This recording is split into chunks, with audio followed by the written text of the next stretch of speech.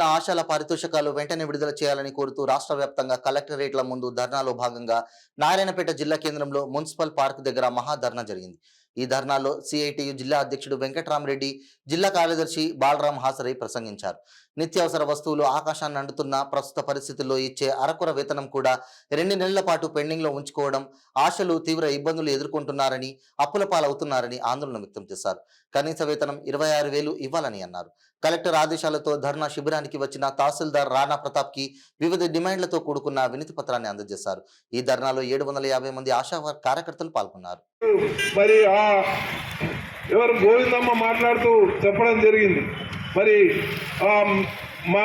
మా ఉట్కూరు గోవిందమ్మ లక్ష్మి మాట్లాడుతూ చెప్పడం జరిగింది, నాకు 2 పిల్లలు, నేను ఒక్కదాన్నే, మరి 2 నెలల వేతనాలు లేకపోతే నేను ఎట్లా వాళ్ళని సాకాలి, మేము ఎట్లా బతకాలని చెప్పే ప్రశ్నకు జవాబు ఈరోజు ప్రభుత్వం చెప్పాల్సిన అవసరం ఉంది. ఈరోజు ఆమె ఒక్కటే కాదు, అందరి ఆశల పరిస్థితి కూడా ఈరోజు అదే విధంగా ఉంది.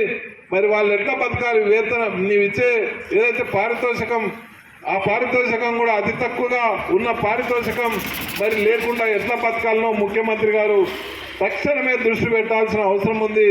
మరి ఈ 2 నెలల కాలం కూడా కాకుండానే ఇంత పెద్ద ఎత్తున వాళ్ళు రోడ్డుకు రావడం అనేది ఈరోజు నిన్ను మరి గద్దెదించడానికో లేదా ప్రభుత్వం వ్యతిరేకంగా మేము కొట్లాడాలనే దానికో కాదు. ఈరోజు అధికారులు సరైన సమాధానం ఇవ్వలేదు. అదేవిధంగా మరి ఆ పారితోషికం లేకుంటే మేము బతకలేము అనే విషయాన్ని మీ దృష్టికి గట్టిగా తీసుకురావాలనే దాని కొరకే ఈరోజు రావడం అనేది. కొత్త ప్రభుత్వం వచ్చిన తర్వాత మరి రాష్ట్ర వ్యాప్తంగా పెద్ద ఎత్తున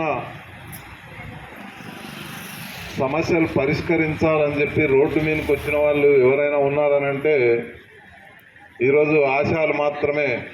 మొట్టమొదటగా ఈ ప్రభుత్వంతో నిరసన కార్యక్రమం చేయడం అనేది జరుగుతూ ఉంది. మనం యూనియన్గా ఈ ప్రభుత్వాలు, ఏ ప్రభుత్వాలైనా కొత్తగా వచ్చేటప్పుడు అమ్మ నిశ్శబ్దంగా ఉండాలి. ఏ ప్రభుత్వాలైనా కొత్తగా వచ్చినప్పుడు ఆ ప్రభుత్వాన్ని మరి వారికి మనం వినతుల రూపంలో మన రాష్ట్ర నాయకత్వం వరకు వినతి పత్రాలు మొట్టమొదటనే ఆయా మంత్రులకు ఇవ్వడం అనేది జరిగింది. గత ప్రభుత్వాలు ఇచ్చిన హామీలు, గత ఆందోళన సందర్భంగా మనం చేసిన డిమాండ్లు, వాటన్నిటిని కూడా ఈ ప్రభుత్వం వచ్చిన వెంటనే మన రాష్ట్ర నాయకత్వం వినతి పత్రం ఇవ్వడం జరిగింది.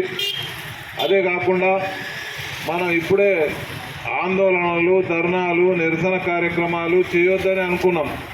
రాష్ట్ర వ్యాప్తంగా ఎవరైనా చూస్తే కొత్త ప్రభుత్వానికి టైం ఇవ్వాలి కదా అని అనుకుంటాం. మనం కూడా అనుకుంటాం, అరే వచ్చిందే కొత్తగా, వాళ్ళకి అప్పటికప్పుడే మనం మరి ఏం చేస్తారు వాళ్ళు మాత్రం అని మనం కూడా అనుకుంటాం. అది సహజంగా ఎవరమైనా ఆలోచించే విషయం. కానీ ఈరోజు మరి ఈ ప్రభుత్వం